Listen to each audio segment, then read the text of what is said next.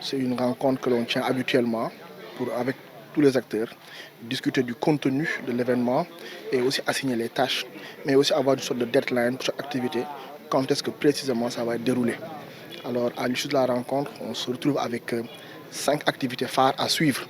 La première commence aujourd'hui parce que, comme vous le savez, le défilé aura lieu au niveau du boulevard communal. C'est un boulevard qui a quelques nids de poules à des endroits. Alors la route a été mise à contribution pour que le boulevard soit reprofilé, que les nids de poules en question soient tous bouchés. Ils sont actuellement à pied d'œuvre par rapport à cela et donc dans les 48 heures à suivre, cette part de travail-là sera bouclée. Il doit s'en suivre maintenant ce qu'on appelle l'embellissement et le nettoiement du boulevard communal. Donc la SONAGED, des acteurs comme la mairie, mais aussi les mouvements en foulard, les ASP, participeront à ce qu'on nettoie, mais aussi à ce qu'on badigeonne les arbres qui sont de part et d'autre de la chaussée, mais aussi qu'on réalise ce qu'on appelle tout ce qui est peinture au niveau de la route, la signalisation horizontale comme on l'appelle.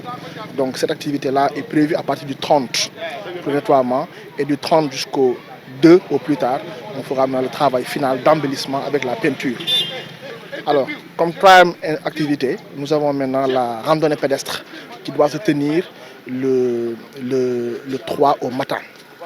Alors, cette activité aussi a pour sens de faire de sorte que les Bignonnois puissent prendre part à la préparation, s'approprient l'activité et assistent en masse le jour J, c'est-à-dire le 4. Le 3 au soir, nous avons la retraite au flambeau, activité très attendue par les populations. Et on aura la contribution des mouvements en foulard pour la réalisation des pots. Et le coup de départ sera donné le 3 à 21 h au niveau du rond-point par le préfet, accompagné par les élus territoriaux. Et le 4, on aura dans le défilé civil et militaire et qui aura aussi une partie motorisée.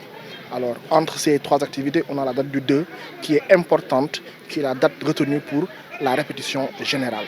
Donc, pour vraiment nous assurer que tout ce qui a été phase de préparation a été bien assuré et que les éléments qui devront défiler vraiment sont prêts pour le jour, c'est-à-dire le 4.